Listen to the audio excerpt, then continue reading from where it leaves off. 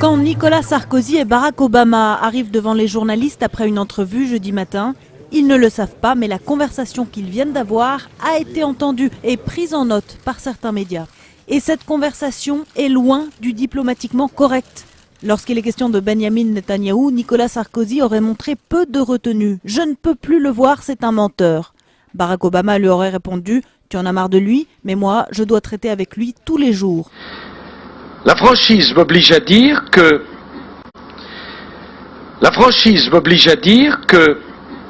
la sécurité d'Israël n'est pas un sujet sur lequel on puisse faire le moindre compromis. Pourquoi ? Parce qu'après des siècles de persécution du peuple juif, des siècles, dire cela, ce n'est insulter personne. C'est rappeler une histoire qui s'inscrit dans les millénaires. Et si on fait abstraction de cette histoire, on ne peut pas comprendre le présent et encore moins l'avenir. Nous n'avons pas simplement à décider pour les semaines qui viennent. Cela vient de siècles derrière nous de persécution du peuple juif. Après la Shoah,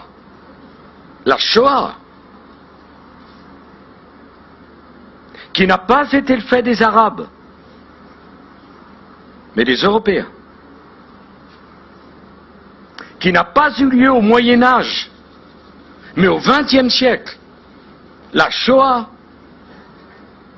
qui est la honte des temps modernes, pas des temps anciens. C'est pas il y a des siècles, c'est hier.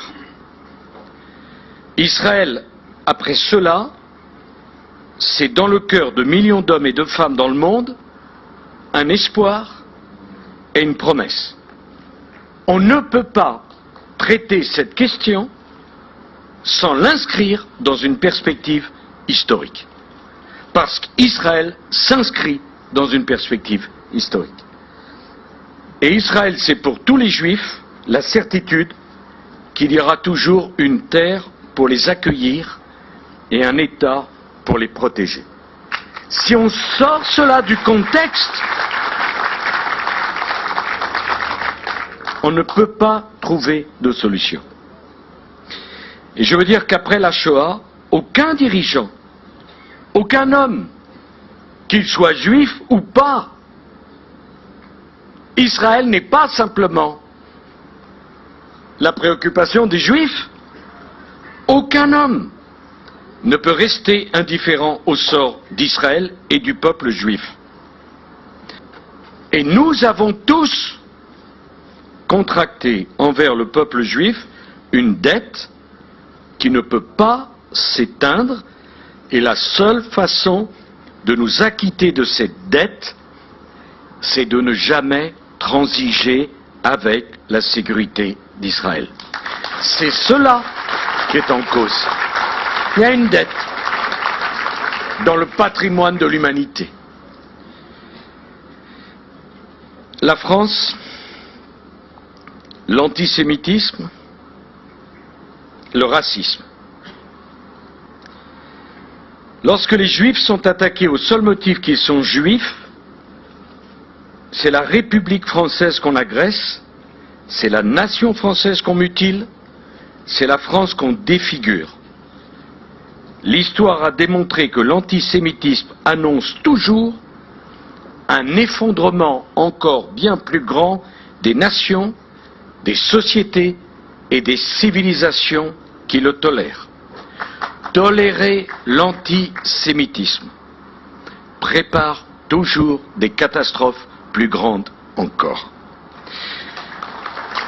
Et ce qui est invraisemblable dans tout cela, c'est que le monde n'a pas encore compris que le sort qui est réservé aux Juifs, c'est toujours le préalable du sort qui est réservé aux autres ensuite, de façon absolument inéluctable. Le combat pour la sécurité d'Israël, pour la sécurité des Juifs, c'est le combat pour la sécurité de tous ceux qui portent en eux-mêmes une différence dans le monde. Voilà ma conviction.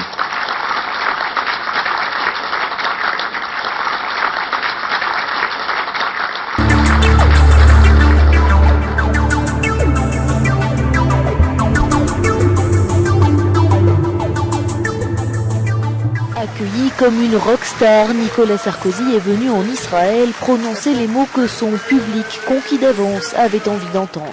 Juif ou pas juif, nul n'a le droit d'être indifférent au sort d'Israël et du peuple juif. Il a parlé vraiment avec son cœur, ça s'est senti, et il est vraiment toujours très fidèle à ses idées. J'ai beaucoup aimé son discours et j'espère vraiment qu'il va reprendre des forces et revenir. On a besoin de lui. Lutte contre l'antisémitisme, refus d'un Iran nucléaire, inscription du Hezbollah sur la liste des organisations terroristes. Un vrai discours de politique étrangère comme s'il était encore au pouvoir. Que les Syriens ont le même droit à la liberté que tous les autres peuples du monde. Je ne peux me résoudre au massacre d'un peuple par son tyran. Je suis triste de voir notre Europe impuissante. Adulé par les Français d'Israël, Nicolas Sarkozy n'a pas boudé son plaisir de renouer avec les bains de foule. On vous aime beaucoup, revenez. Nicolas Sarkozy a précisé qu'il prononçait ici à Netanya l'un des tout premiers discours depuis qu'il n'est plus président. Les analystes ont entendu une intervention très politique. Ses fans, et ils sont nombreux ici, espèrent que c'est le signe de son retour prochain aux affaires. Je suis étonné de ce qui va se passer dans quelques jours, où une résolution du Parti socialiste voudrait faire reconnaître de façon unilatérale l'État palestinien quelques jours après les attentats odieux et sanglants de Jérusalem. Là encore, je vous dois ma vérité. Je n'accepterai jamais que l'on remette en cause le droit à la sécurité d'Israël. Jamais. C'est le combat de ma vie. C'est le combat de ma vie.